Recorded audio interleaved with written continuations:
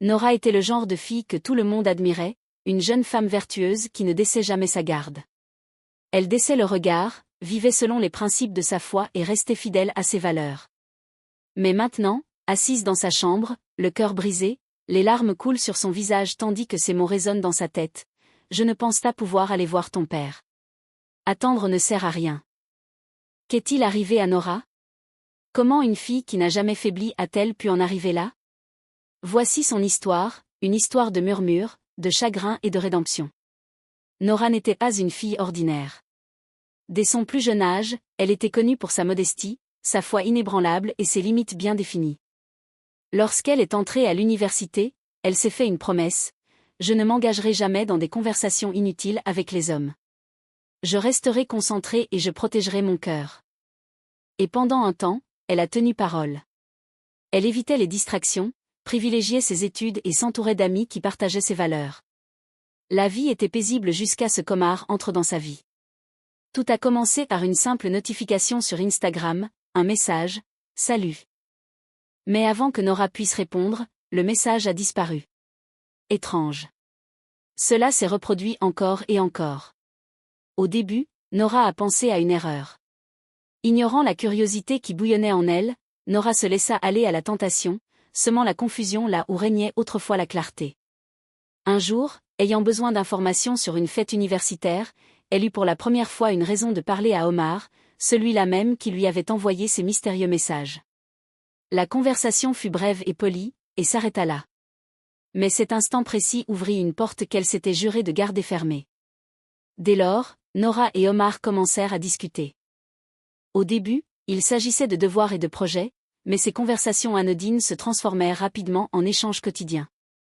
Peu à peu, une connexion émotionnelle se créa entre eux. Omar devint une personne de confiance, quelqu'un à qui Nora voulait confier ses pensées et ses difficultés. Pourtant, au fond d'elle, elle savait que quelque chose clochait. Cette jeune fille qui avait toujours évité les interactions superflues se retrouvait désormais à attendre avec impatience les messages d'Omar. La culpabilité pesait lourd sur son cœur. Nora ne pouvait plus ignorer les murmures de sa conscience. Elle confronta Omar et lui dit: « Ce n'est pas normal.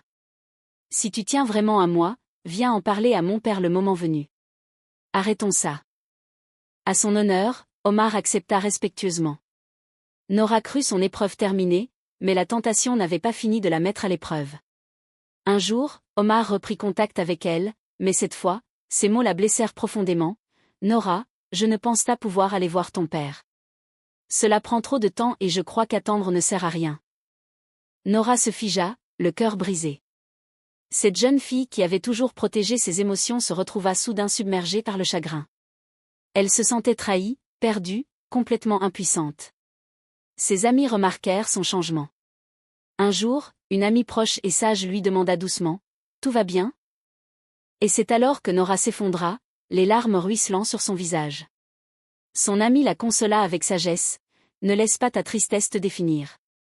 S'il t'aime vraiment, il viendra voir ton père. Et s'il ne te fait pas confiance, c'est que tu es protégé de quelque chose de dangereux. » Ces mots furent un électrochoc.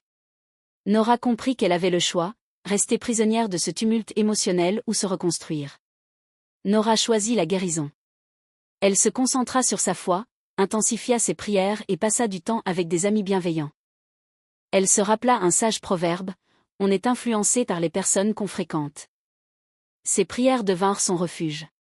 Elle supplia: « Si Omar est fait pour moi, que les choses suivent leur cours.